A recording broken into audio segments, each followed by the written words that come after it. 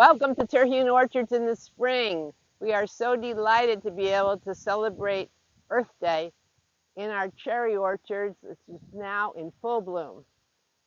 We're very excited. I know many of you have fruit trees in your backyards and wonder what's happening and how does it work and all that.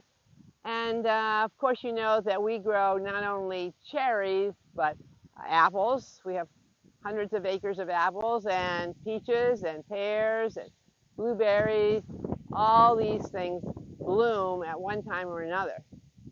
But right now, around Earth Day is a critical moment for most of our fruit trees because that's when they're mostly in bloom. This is a beautiful piece of the cherry blossom, but there are some that parts of the blossoms that haven't quite opened yet. So it is a process.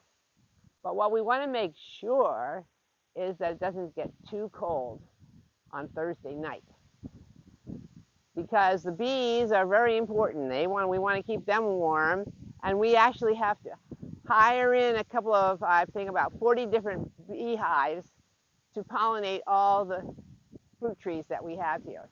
Now in your yard, you probably have some pollinating flying insects in your neighborhood, and that usually works.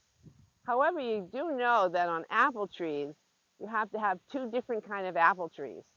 You can't just have all one apple tree because it won't self-pollinate. It has to be pollinated when a bee visits a red delicious and then comes and visits stamen winesap. Then you get an apple. If it just sticks with red delicious, the flowers will not produce apples. So it's a little challenging, but that's why we have beehives around.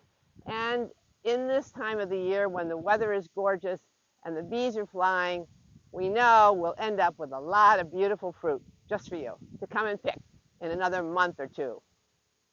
Good luck. Here we are at the beehives. And these are a few of the beehives that we rent here at Terhune Orchard just for the season of the blooming fruit like peaches and pears. But really, we keep 2 or 3 hives all summer because if you want to have watermelon or other kinds of like cucumbers, you need somebody to help pollinate those. So what we also do here, and that's my best specialty, is grow lots of different kind of flowers that attract bees and other kinds of flying pollinator insects. And if you have a beautiful mix of different kinds of flowers, because not everybody likes the same zinnia or whatever, you'll find that you're going to be helpful to creating a better environment for the insects that are very, very helpful to all of our fruits and vegetable production in your yard and on our farm.